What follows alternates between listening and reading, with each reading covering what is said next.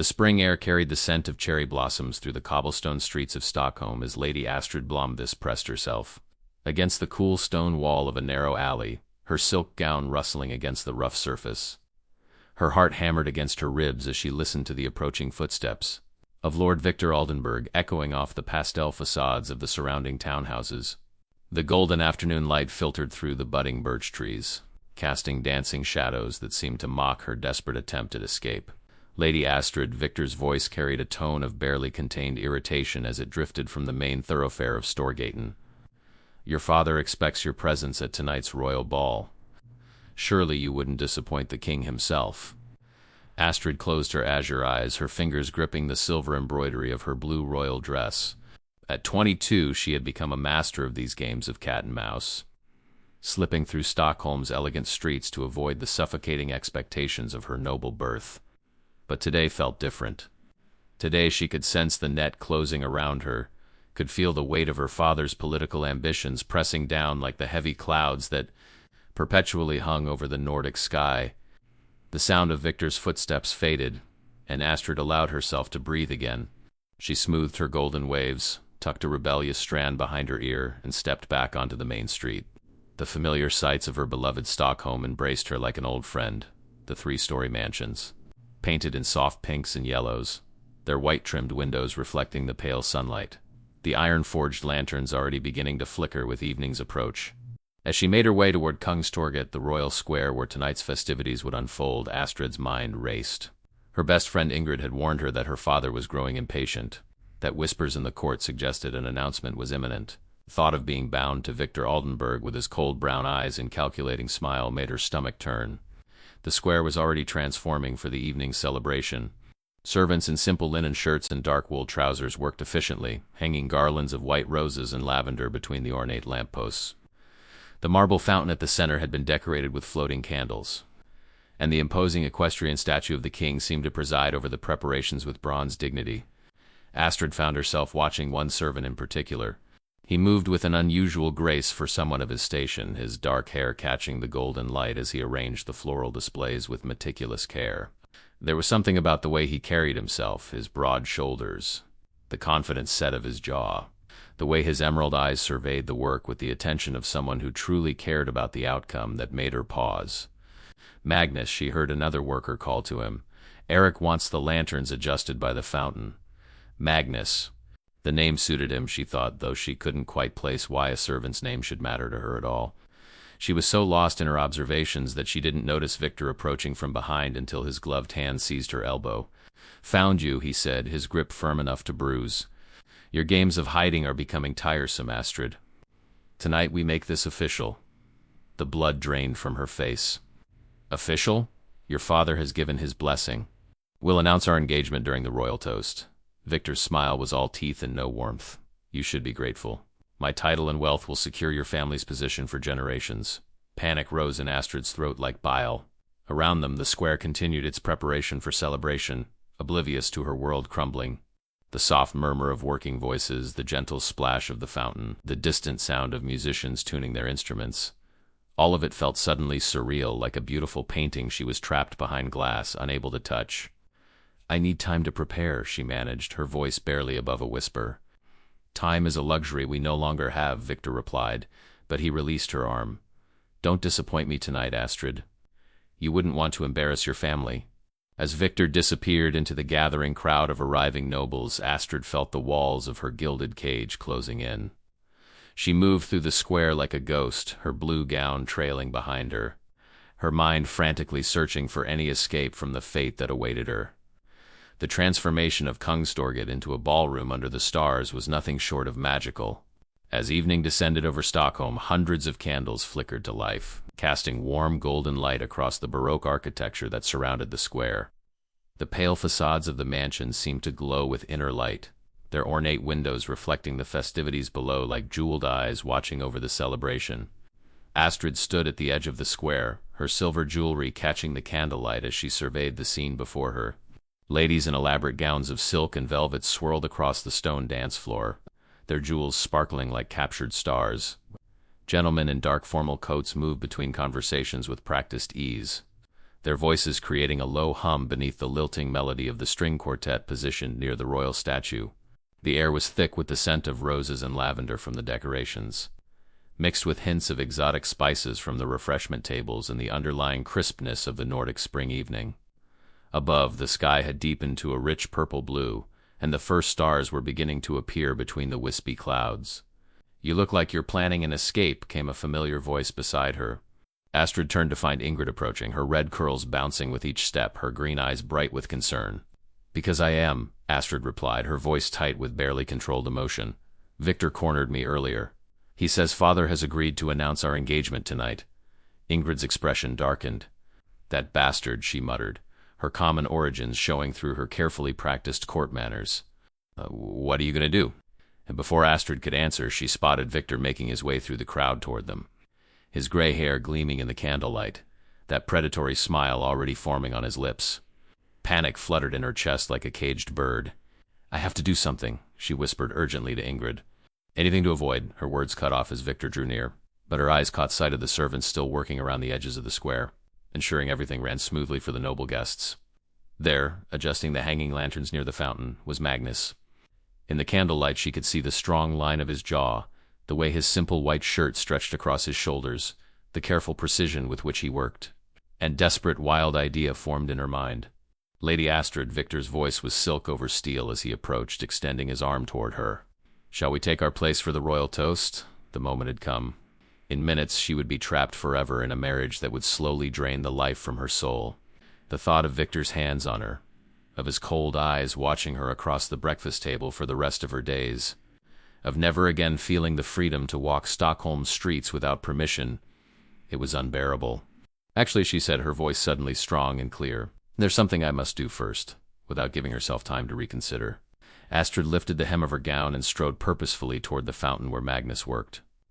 She was dimly aware of Victor calling her name behind her, of the confused murmur that began to follow in her wake, but all she could focus on was the man before her. Magnus looked up as she approached, his emerald eyes widening in surprise. Up close she could see the small scar on his chin, the way his dark hair fell across his forehead, the intelligence that sparked in his gaze despite his humble station. "My lady," he said, straightening to his full impressive height.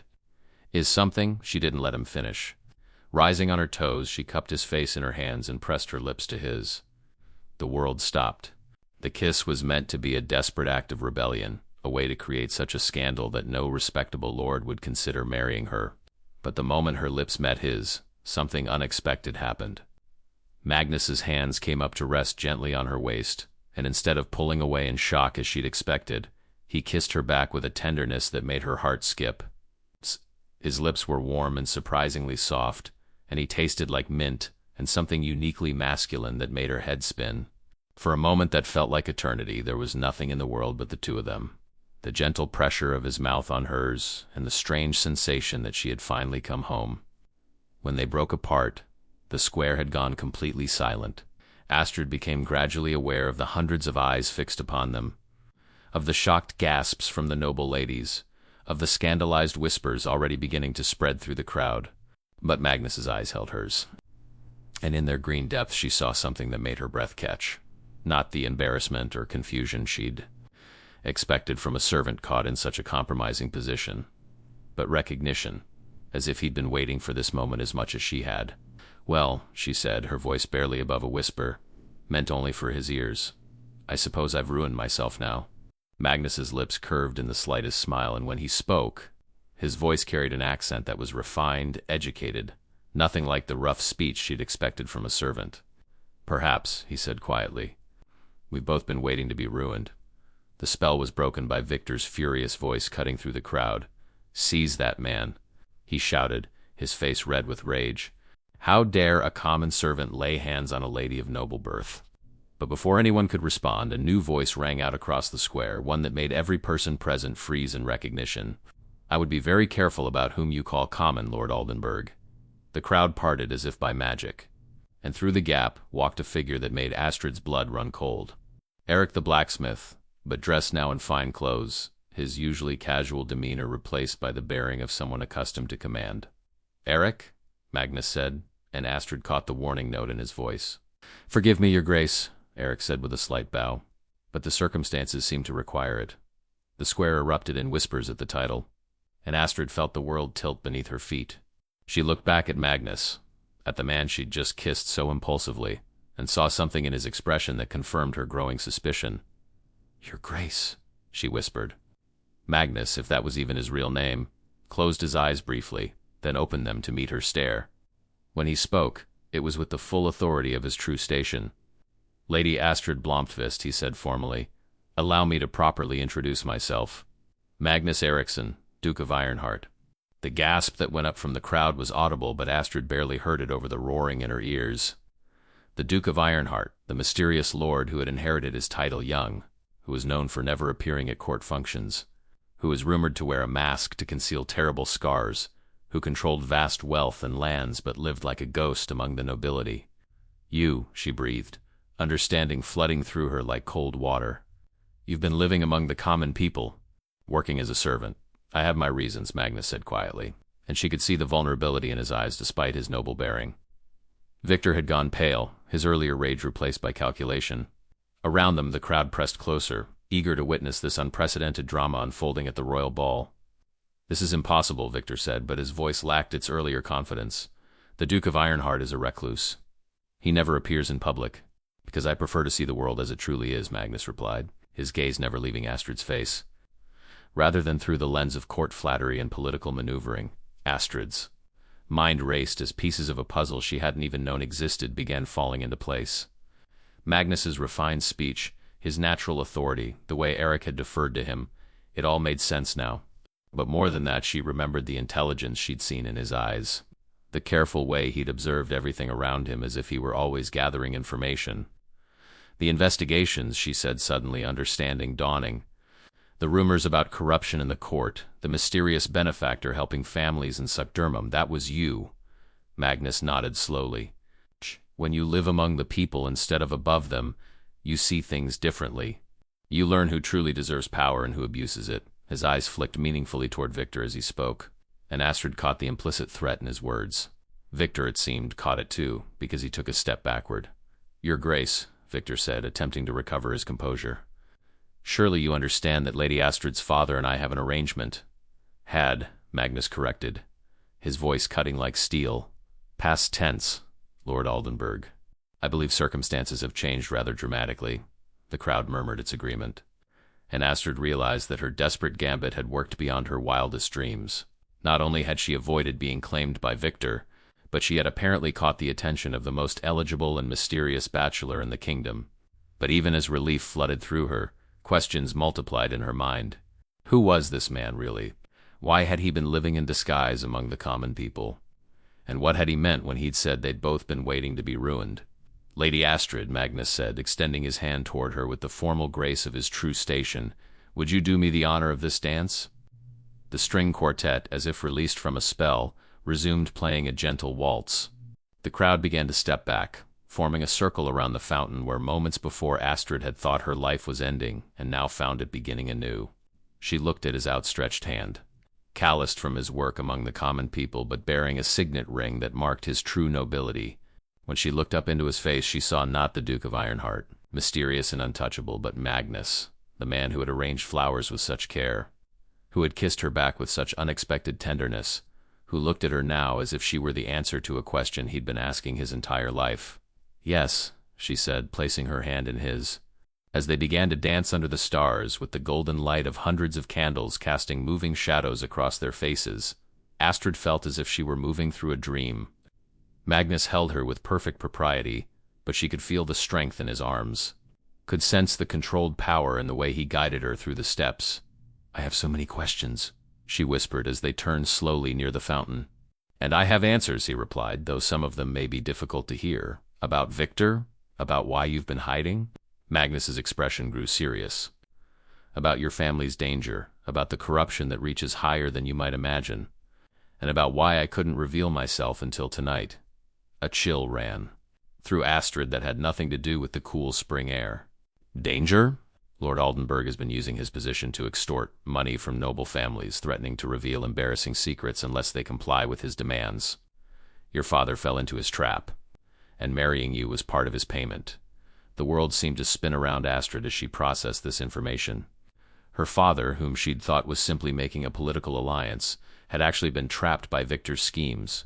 But now, she asked. Magnus's eyes met hers, and she saw steel there, tempered with something warmer. Now Lord Oldenburg has a much larger problem than your father's debt. He has to answer to me. As if summoned by their conversation, Victor appeared at the edge of their dancing circle, his face a mask of barely controlled fury. But Astrid noticed that he kept his distance, and when she looked closer, she saw fear flickering in his cold brown eyes. "This isn't over," Victor called out, but his voice lacked conviction. "Yes, Lord Oldenburg," Magnus replied without breaking their dance. "It is." The finality in his voice sent a clear message to everyone present. The Duke of Ironheart had chosen his side, and it was not Victor's. As the waltz came to an end, Magnus bowed formally over Astrid's hand, then looked up at her with an expression that was entirely the man she'd first seen arranging flowers, not the Duke he'd revealed himself to be. "Would you walk with me?" he asked quietly, "away from all of this?" Astrid looked around at the crowd of nobles still watching their every move, at Victor's retreating figure, at the beautiful but suddenly suffocating splendor of the royal ball. Then she looked back at Magnus, at this man who had shown her a glimpse of a world where she could be both noble and free. "Lead the way," she said. They slipped away from the square as the festivities continued, making their way through the quieter streets of Stockholm toward the terrace gardens that overlooked the harbor. The sound of music and laughter faded behind them, replaced by the gentle lapping of water against the stone quays and the soft whisper of wind through the budding trees. The hanging gardens were even more beautiful at night than during the day.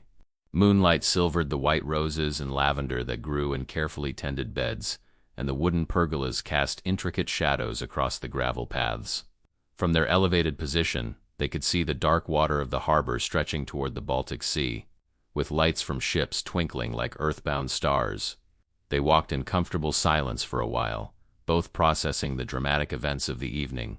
Finally, Magnus led her to a stone bench positioned to take advantage of the view, and they sat down with careful space between them. The formality of their new understanding of each other's true stations creating a barrier that hadn't existed when she'd thought him a servant. "You must think me terribly forward," Astrid said finally, breaking the silence. "Kissing a man I'd never even spoken to." Magnus turned to look at her, and in the moonlight she could see the smile playing at the corners of his mouth. "I think you were magnificent," he said simply. "I've spent months watching the nobles of this court play their careful games, never saying what they mean, never doing what they truly want. You saw what you needed and took action. It was refreshing." "Months?" Astrid caught the implication. "You've been watching the court specifically." Magnus nodded, his expression growing serious again. "Victor isn't the only corrupt noble, merely the most dangerous. There's a network of them, using their positions to prey on those with less power. I've been gathering evidence, but I needed to understand how deep the corruption goes, and living as a servant was the best way to do that. People don't see servants," Magnus explained. "They talk freely in front of them, make plans, reveal their true natures. In 6 months of working in the square and around the noble houses, I've learned more about the true character of Stockholm's aristocracy than I ever could have from my ancestral estate." Astrid was quiet for a moment, processing this. "What about your family, your responsibilities as Duke?" Magnus's expression grew shadowed, and when he spoke, his voice carried old pain. "My parents and younger sister died in a carriage accident when I was 21. At least that's what everyone believes." The way he said it made Astrid's blood chill. "But you don't believe it." "The carriage wheel had been sabotaged," Magnus said quietly. "I found evidence, but before I could pursue it, there was an attempt on my life as well. That's when I realized that someone wanted the entire Eriksson line eliminated." "Victor," Astrid breathed. "I suspected, but I needed proof. Going into hiding gave me the chance to investigate, while my enemies believed me to be a grief-stricken recluse who posed no threat." The pieces were falling into place for Astrid, painting a picture that was both more complex and more dangerous than she'd imagined. "And tonight, when I kissed you?" Magnus turned to face her fully, and she could see vulnerability in his green eyes that hadn't been there before. "Tonight you forced my hand. I couldn't let Victor claim you, couldn't watch him add you to his collection of victims. But revealing myself means I can't gather evidence in secret anymore." "I'm sorry," Astrid said, genuine regret in her voice. "I've ruined your plans." "No," Magnus said firmly, reaching out to take her hand in both of his. "You've given me something worth fighting for openly instead of in shadows." The warmth of his hands around hers sent heat racing through Astrid's body, and she found herself studying his face in the moonlight, the strong line of his jaw. The way his dark hair fell across his forehead, the intensity in his green eyes as he looked at her. "What happens now?" she asked. "Now we finish this," Magnus said. "Victor has overplayed his hand by trying to force your father into this arrangement. With my resources and the evidence I've gathered, we can expose not just him but his entire network, and then—" Magnus hesitated, and Astrid could see him struggling with something internal. When he spoke, his voice was careful, formal again. "Then you'll be free to make whatever choice you wish about your future." There was something in his tone that made Astrid's heart skip, a kind of restrained longing that suggested his feelings about her choice weren't entirely neutral. "What if I've already made my choice?" she said quietly. Magnus went very still. "Astrid, ... double quotes. You said we'd both been waiting to be ruined," she continued, finding courage in the moonlight and the scent of roses surrounding them. "What did you mean?" For a long moment, Magnus didn't answer.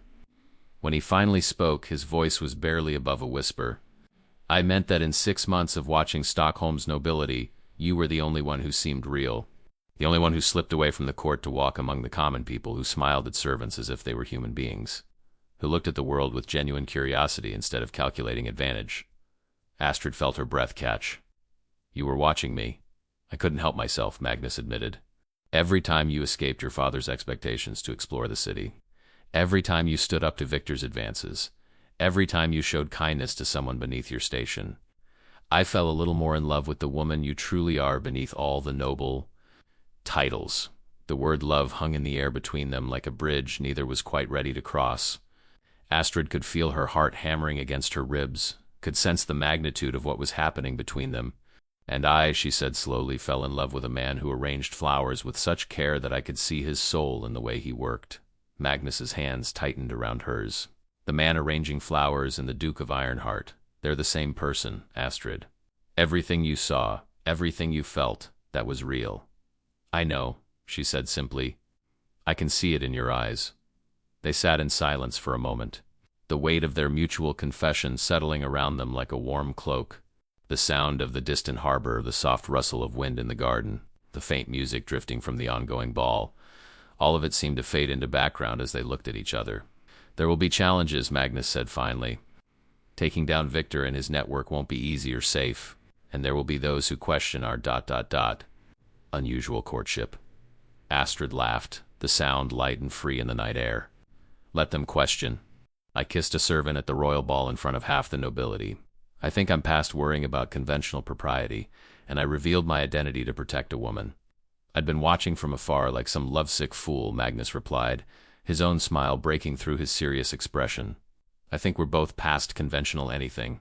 They rose from the bench together, and as they began walking back toward the lights of the city, Astrid felt as if she were seeing Stockholm with new eyes. The elegant streets, the Baroque facades, the careful beauty of aristocratic society, all of it was still there. But now she understood that there was another layer beneath it, a world of real people living real lives. And a man who had chosen to see that world clearly rather than hide from it, a noble privilege. "Tomorrow," Magnus said as they reached the edge of the gardens, "this becomes complicated. Victor will try to salvage his position, your father will have questions, and the court will be buzzing with speculation about the mysterious Duke of Ironheart finally making an appearance." "And tonight?" Astrid asked. Magnus stopped walking and turned to face her. In the distance, the lights of the royal ball still flickered in Kungstorgate, but they felt like they belonged to another world entirely. "Tonight," he said, stepping closer to her, "I would very much like to kiss you again. Not as a servant you were trying to save yourself from scandal with, and not as a duke making a political statement, but as Magnus and Astrid, two people who found each other in the most unlikely way." Astrid's pulse quickened as she looked up into his eyes, seeing there the same tender intensity that had surprised her during their first kiss. "I would like that very much," she whispered. This time when their lips met, there was no shocked crowd, no desperate circumstances, no need for rebellion or revelation. There was only the soft pressure of his mouth against hers, the gentle way his hands cupped her face, the feeling that this was exactly where she was meant to be.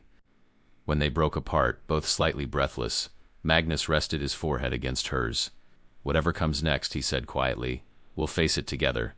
"Together," Astrid agreed, and for the first time in her life, the word felt like a promise instead of a prison. As they made their way back through the lamplit streets of Stockholm toward whatever challenges tomorrow would bring, Astrid reflected on the strange turn her life had taken.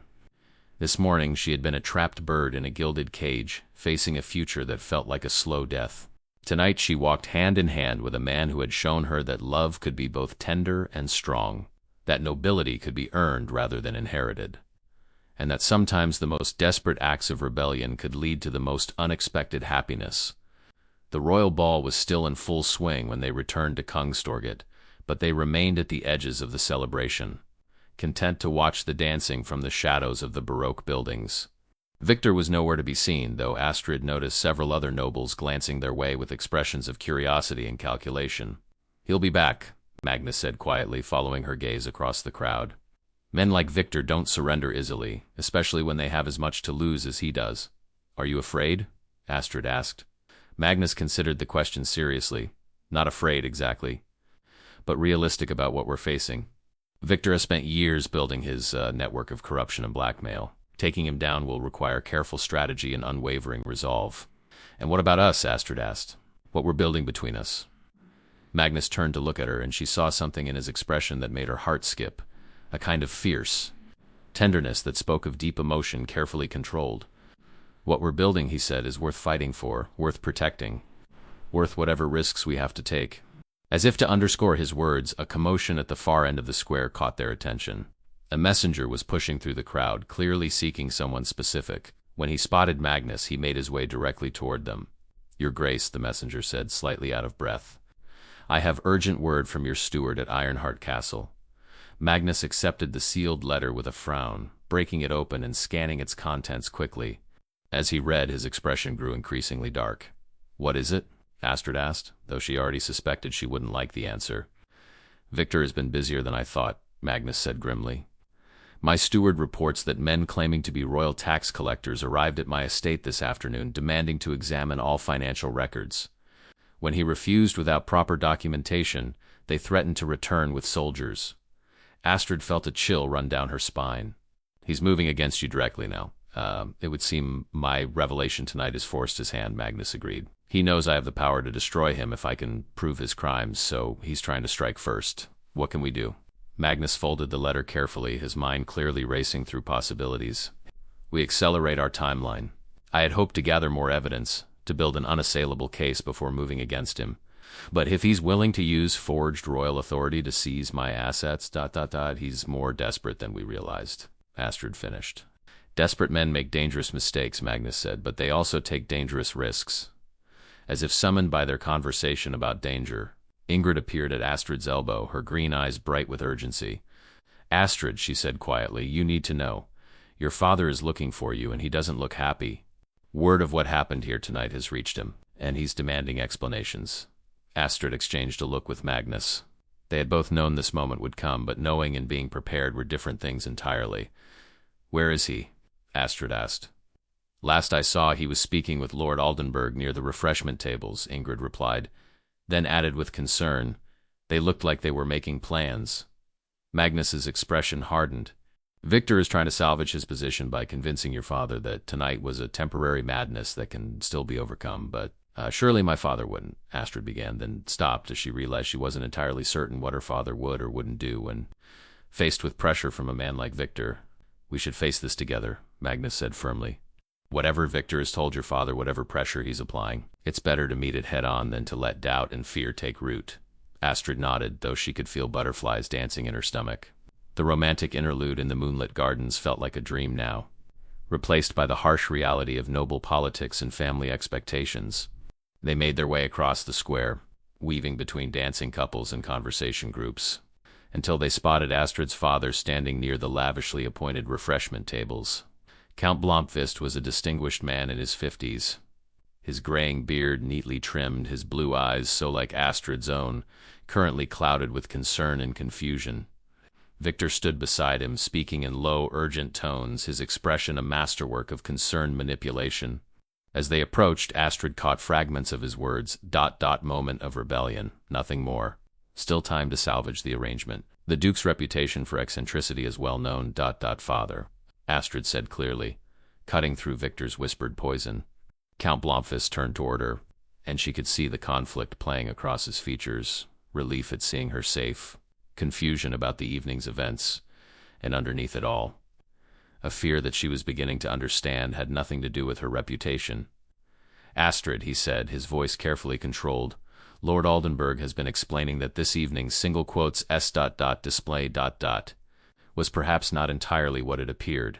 On the contrary, Magnus said, stepping forward with the full authority of his ducal bearing, this evening's events were exactly what they appeared to be.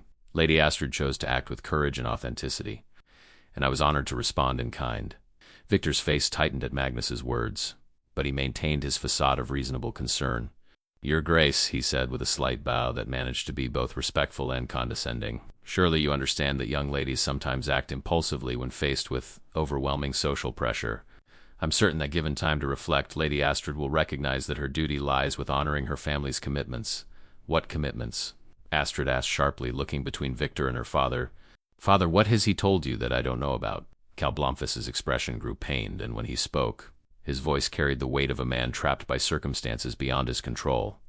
Astrid, there are debts, obligations, that you don't understand. Lord Aldenburg has been generous in his willingness to help our family through difficult times. Generous, Magnus repeated, and there was steel in his voice. Tell me, Count Blomfist, exactly what form has Lord Aldenburg's generosity taken? That is a private matter between gentlemen, Victor interjected quickly, but Magnus ignored him entirely, keeping his focus on Astrid's father. Has it involved loans at unusual interest rates? Perhaps information that Lord Aldenburg discovered and offered to keep private. Maybe suggestions about how certain debts might be forgiven in exchange for family alliances. With each word, Count Blomfist's face grew paler, and Victor's expression grew more dangerous. You seem remarkably well informed about private business matters, Your Grace, Victor said, his tone carrying a subtle threat. I make it my business to understand when vulnerable families are being exploited, Magnus replied coolly. Just as I make it my business to understand when men use their positions of power to prey on those with fewer resources. The tension in the air was thick enough to cut, and Astrid realized that they were moving beyond personal drama into something much more serious, a confrontation between two men who represented entirely different approaches to nobility and power. Father, she said gently, stepping closer to him, whatever debt exists, whatever pressure Lord Aldenburg has brought to bear, you don't have to sacrifice me to resolve it. There are other ways. Are there? Victor asked with cold amusement. Count Blomfist, perhaps you'd like to explain to your daughter exactly how much money you owe and to whom. Count Blomfist closed his eyes briefly, and when he opened them they were filled with shame and desperation. 50,000 crowns, he said quietly, to various creditors throughout Stockholm. The harvest failures of the past 2 years, the damage to our northern estates from the storms. I borrowed to keep our people fed and housed, and then borrowed more to pay the interest on the first loans. Astrid felt the blood drain from her face. 50,000 crowns was an enormous sum, more than most noble families saw in a decade. And Lord Aldenburg offered to help, she said, understanding beginning to dawn. He purchased all the debts, her father confirmed, his voice heavy with defeat. Every single one, for a fraction of their value. The creditors were happy to sell rather than risk never collecting at all, which means, Magnus said grimly, that Lord Aldenburg now owns your family's financial future entirely. Victor's smile was sharp as a blade. I prefer to think of it as providing security. Count Blomfist's debts are forgiven entirely upon the marriage of his daughter to myself. A generous wedding gift, one might say. And if the marriage doesn't occur? Astrid asked, though she dreaded the answer. Then the debts become due immediately, Victor replied with false regret. 50,000 crowns payable within 30 days. Or I'm afraid I'll have no choice but to seize the Blomfist estates to satisfy the obligation. The trap was elegant in its simplicity and devastating in its thoroughness. Victor had engineered a situation where refusing him meant financial ruin, not just for Astrid's father, but for all the tenants and workers who depended on the Blomfist lands for their survival. You bastard, Ingrid muttered, her common-born bluntness cutting through the noble politeness that had been constraining the conversation. Miss Larson, Victor said with cold amusement, perhaps you should be more careful about your language when addressing your betters. My betters? Ingrid's green eyes flashed with anger. A man who preys on families in distress, who uses financial manipulation to force unwilling marriages? I've met stable boys with more honor than you, Ingrid, Astrid warned quietly, recognizing the dangerous glitter in Victor's eyes. No, Astrid, Ingrid continued, her voice rising, someone needs to say it. This man is a predator, and everyone here knows it, but no one has the courage to. The sharp crack of Victor's hand across Ingrid's face echoed across the square like a gunshot. Several nearby conversations stopped, and heads turned toward their group. The silence that followed was absolute and deadly.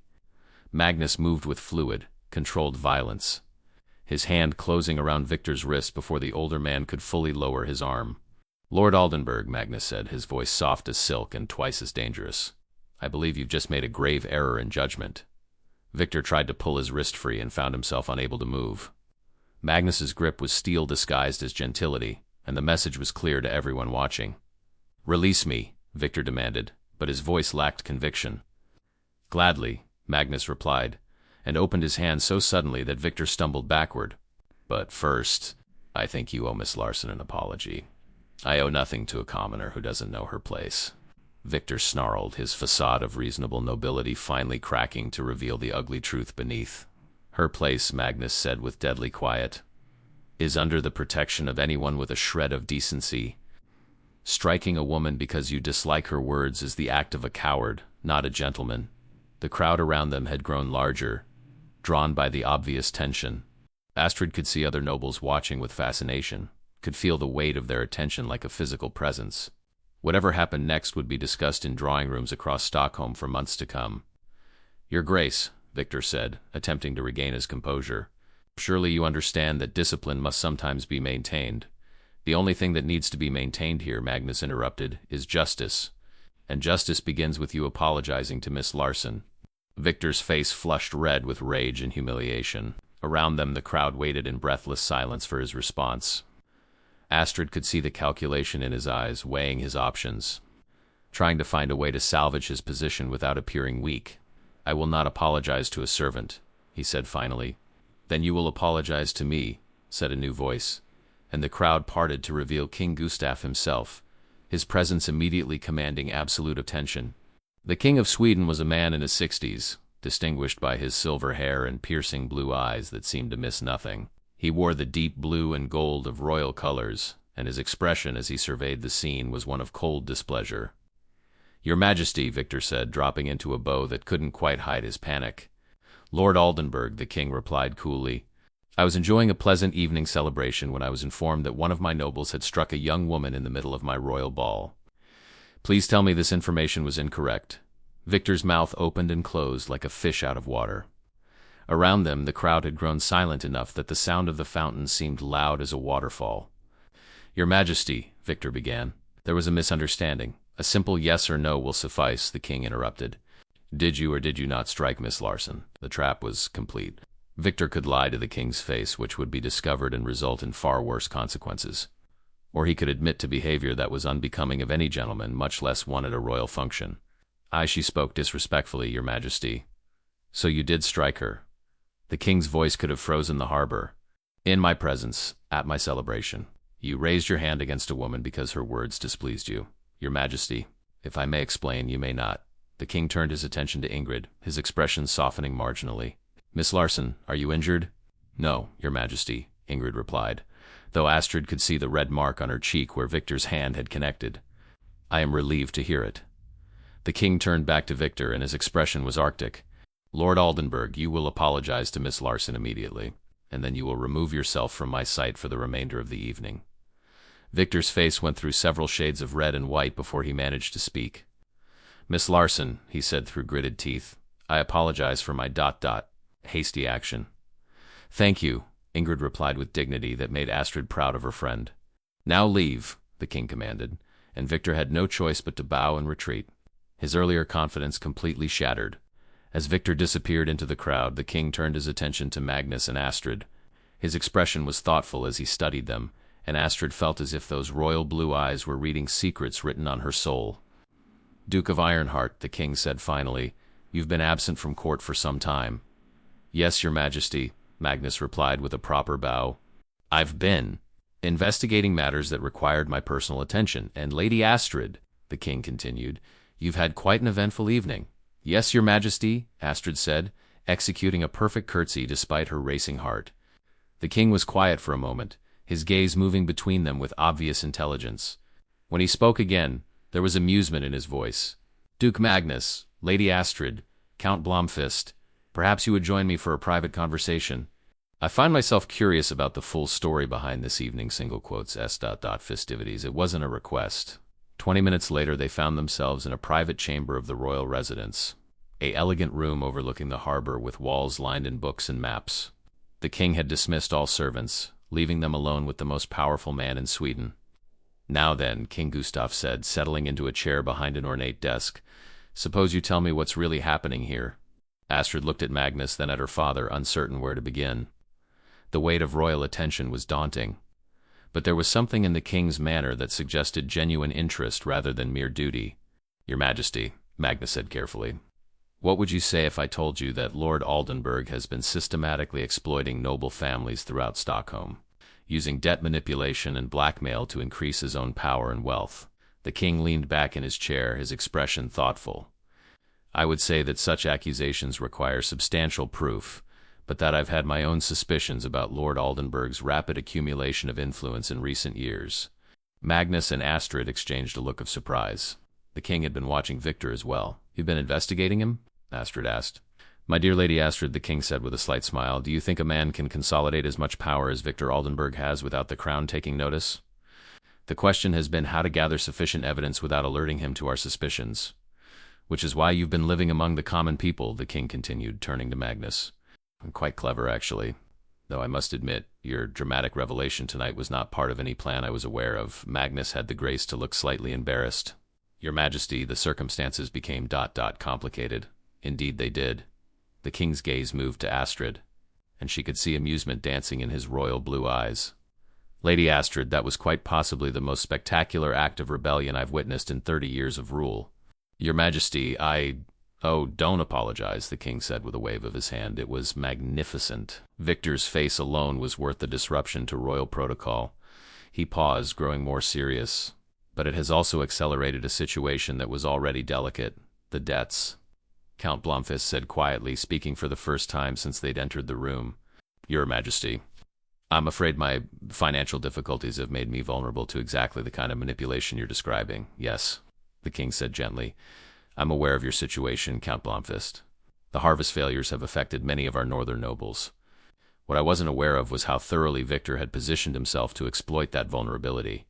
He stood and walked to the window, looking out over the harbor where moonlight danced on the dark water. "Duke Magnus," he said without turning around, "what evidence have you gathered in your months of investigation?" "Financial records showing unusual patterns of debt acquisition. Testimony from servants and common people about threats and intimidation. Documentation of properties seized under questionable circumstances," Magnus replied. "Enough to suggest systematic corruption, but perhaps not enough to convict a man of Victor's standing without corroboration." "And now?" "Now Victor has overplayed his hand," Magnus said grimly. "The forged royal documents," my steward reported, "the public display of violence tonight. The blatant coercion of Count Blomfist. He's making mistakes because he feels cornered." The king turned back to face them, and Astrid could see decision crystallizing in his expression. "Then we corner him completely," he said with quiet authority. "Count Blomfist, your debts are hereby transferred to the crown. You owe the royal treasury 50,000 crowns, payable over 20 years at no interest, with the first payment due 1 year from today." Count Blomfist stared at the king in shock. "Your Majesty, That's incredibly generous. But I don't understand ... double quotes. "It means Victor no longer has financial leverage over your family," the king explained. "It also means we can seize any forged documents he may be holding that claim royal authority for debt collection." Astrid felt tears of relief spring to her eyes. Her father was free, Victor's trap was broken, and the threat of financial ruin had been lifted from their family. "But Victor will still be dangerous," Magnus pointed out. "He has other victims, other sources of power, which is why we're going to give him exactly what he wants," the king said with a smile that was sharp as a blade. "Your Majesty?" Astrid asked, confused. "He wants recognition, legitimacy, the appearance of royal favor. So tomorrow morning, I'm going to summon him to court for a very public ceremony in which I will personally review his recent ... contributions to the kingdom's welfare." Understanding dawned on Magnus's face. "You're going to expose him publicly?" "Indeed. With all the evidence you've gathered, plus the testimony of his victims who will now feel safe to speak, plus the forged documents we'll confiscate from his residence tonight, ... Lord Oldenburg will find himself facing charges of fraud, extortion, and treason against the crown." The elegant simplicity of it took Astrid's breath away. Victor's own hunger for public recognition would be used to destroy him. "And us?" she asked quietly. The king's expression softened as he looked at her and Magnus. You, my dear Lady Astrid, have freed yourself from an unwanted marriage and demonstrated exactly the kind of courage this kingdom needs in its noble families. And Duke Magnus has proven that true nobility lies in service to others rather than service to oneself. He paused, his gaze moving between them with obvious understanding. As for your personal situation, well, I believe recent events have made your feelings quite clear to all of Stockholm. I see no reason why two people who have shown such dedication to justice and truth shouldn't be free to pursue whatever future they choose together. The words hung in the air like a royal blessing, and Astrid felt her heart soar with possibilities she had barely dared to imagine. Your Majesty, Magnus said formally, with your permission, I would very much like to court Lady Astrid properly. And Lady Astrid, the king asked with twinkling eyes. How do you feel about being courted by a duke who arranges flowers and investigates corruption with equal skill? Astrid looked at Magnus, at this man who had shown her that love could be both passionate and principled, that nobility could be earned through character rather than inherited through blood, that sometimes the most unlikely meetings could lead to the most perfect partnerships. I believe, she said with a smile that felt like sunshine. That sounds like exactly the kind of adventure I've been waiting for my entire life. 6 months later, on a crisp autumn morning, when the leaves of Stockholm's trees had turned brilliant shades of gold and scarlet, Lady Astrid Blomfist became the Duchess of Ironheart in a ceremony that was talked about for generations. The wedding took place not in the cathedral as tradition demanded, but in Kungstorget, the royal square where their love story had begun. The fountain where they had first kissed was decorated with white roses and lavender, and the Baroque buildings surrounding the square were adorned with garlands that caught the golden, Nordic light like captured joy. Victor Oldenburg was notably absent, having been exiled to a distant northern province after his trial for fraud and corruption had resulted in the largest scandal in Swedish aristocratic history. His network of exploitation had been thoroughly dismantled, his victims compensated, and his ill-gotten wealth redistributed to those he had harmed. As Astrid walked across the cobblestones toward Magnus, who waited for her beside the fountain in the formal dress of his ducal rank, she reflected on the strange turns life could take. This morning she had awakened as Lady Astrid Blomfist, daughter of a count, free to walk Stockholm's streets without fear but still constrained by the expectations of her birth.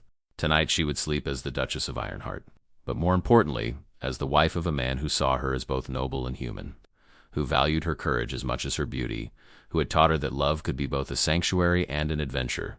Dearly beloved, the Archbishop began, his voice carrying clearly across the square to the hundreds of witnesses gathered to see the Duke of Ironheart finally claim happiness. We are gathered here today to witness the union of two souls who have proven that true love knows no boundaries of station or circumstance. As Magnus took her hands in his, Astrid looked up into his green eyes and saw there the same tenderness that had surprised her during their first desperate kiss, now deepened by months of courtship, investigation, and the building of a partnership that was both romantic and revolutionary. You realize, she whispered, as the ceremony continued around them, that marrying me means a lifetime of dealing with a woman who kisses servants at royal balls. My dear Duchess, Magnus whispered back, his eyes dancing with laughter. I'm counting on it. When they kissed as husband and wife, with all of Stockholm watching and the fountain singing behind them, Astrid knew that she had found something rarer than royal favor or noble title. She had found a love that was both passionate and principled, a partnership that would challenge them both to be better than they had ever imagined possible. And in the streets of Stockholm, where servants worked alongside nobles and love could bloom between the most unlikely hearts, their story became legend, proof that sometimes the most desperate acts of rebellion could lead to the most perfect happiness, and that true nobility lay not in the circumstances of one's birth, but in the courage to fight for what was right, no matter the cost. As they danced their first dance as husband and wife under the same stars that had witnessed their first conversation, in the moonlit gardens, Astrid Eriksson, Duchess of Ironheart, knew that her greatest adventure was just beginning. 3 years had passed since that legendary wedding in Kungstorget, and the Duchy of Ironheart had transformed into something unprecedented in Swedish aristocratic history. The morning mist clung to the ancient stones of Ironheart Castle as Astrid made her way through the estate's revolutionary new addition, a school where children from both noble and common families learned side by side, their laughter echoing through halls that had once known only solemn formality. Your Grace, called Maria, a young teacher whose own journey from kitchen maid to educator exemplified the changes Magnus and Astrid had brought to their lands. Little Eric has made remarkable progress with his letters. And Lady Catherine has shown genuine talent for mathematics. Astrid smiled as she watched a duke's daughter and a blacksmith's son work together on their lessons, their partnership a living testament to the world she and Magnus were building.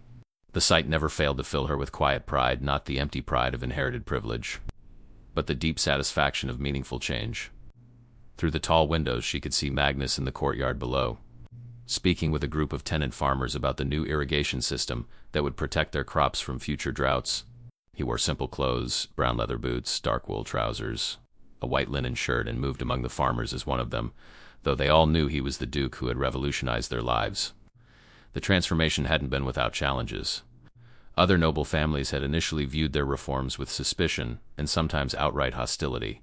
The idea of educating commoners alongside aristocrats, of involving tenants in decisions about land management, of using ducal wealth to build hospitals and libraries rather than acquiring more luxury, it had struck many as dangerously radical. But the results spoke for themselves. The Ironheart lands were prosperous as never before, the people healthy and educated, crime virtually non-existent. Word had spread throughout Sweden and beyond, attracting visitors from across Europe who came to study what they were calling the Ironheart model. Mama, Mama. The voice belonged to their 2-year-old daughter, Lady Alara, whose golden curls bounced as she ran through the school halls with the confidence of a child who had never known anything but love and acceptance. Behind her followed Magnus's younger brother's son, a boy they had taken in after a plague outbreak had claimed his parents. Slowly, my darling, Astrid laughed, catching Alara in her arms. The little girl had her father's green eyes and her mother's adventurous spirit, already showing signs of the curiosity and compassion that her parents hoped would define the next generation of leadership. Papa teaching horses, Alara announced excitedly, pointing toward the stables where Magnus was indeed working with the young stallion, demonstrating the patience and understanding that characterized his approach to everything in life. As afternoon settled over the estate, Astrid found herself in the private study she and Magnus shared, reviewing correspondence from across Europe, letters from reformist nobles seeking advice, reports from their agents in Stockholm about the continued dismantling of corrupt networks, invitations to speak at universities about social innovation. Their work had grown far beyond the borders of their own lands. The University of Prague wants us to visit next spring, Magnus said as he entered the study, his dark hair slightly mussed from his work with the horses. They're particularly interested in our education model. And the letter from Vienna? Astrid asked, indicating an ornate envelope bearing the Habsburg seal. The Empress herself, Magnus said with amazement still evident in his voice. She's requesting a formal presentation to the imperial court about sustainable governance practices. They had become, quite unexpectedly, Europe's most famous noble couple, not for their wealth or their titles, but for proving that aristocracy could be a force for genuine good in the world. Their marriage had evolved from a romantic rescue into a true partnership of equals, each bringing different strengths to their shared vision. Do you ever miss it? Astrid asked as they sat together by the window, watching the sun set over their lands. The simplicity of those early days when our biggest concern was avoiding Victor's schemes? Magnus considered the question seriously, as he did everything. I miss the excitement of discovery, he said finally. Learning who you really were beneath all the social expectations, understanding what we could build together. But I wouldn't trade what we have now for anything. Through the window, they could see the lights beginning to flicker on in the village below, homes where families lived without fear of arbitrary eviction, where children went to bed with full bellies and dreams of education, where elderly people received care instead of abandonment. We've changed more than just our own lives, Astrid mused, her hand finding Magnus's. Sometimes I think about that frightened girl who kissed a servant to escape an unwanted marriage, and I can barely believe she became this. She became this because she was always brave enough to choose authenticity over safety, Magnus replied, bringing her hand to his lips. Everything else just followed from that first act of courage. A soft knock interrupted their moment, and their steward Eric, the former blacksmith who had revealed Magnus's identity that night at the royal ball, entered with a concerned expression. Your Graces, he said formally, though his manner carried the warmth of family, we've received word from Stockholm. The king wishes to see you both at court immediately.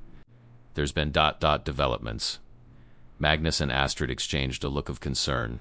In 3 years of marriage they had been summoned to court only twice, and both times had involved significant political situations. What kind of developments? Magnus asked. A delegation from Prussia has arrived, Eric explained. They're proposing a military alliance, But there are rumors that they're also investigating our reform movements. Some suspect they view our success as a potential threat to traditional noble power structures. The implications were serious.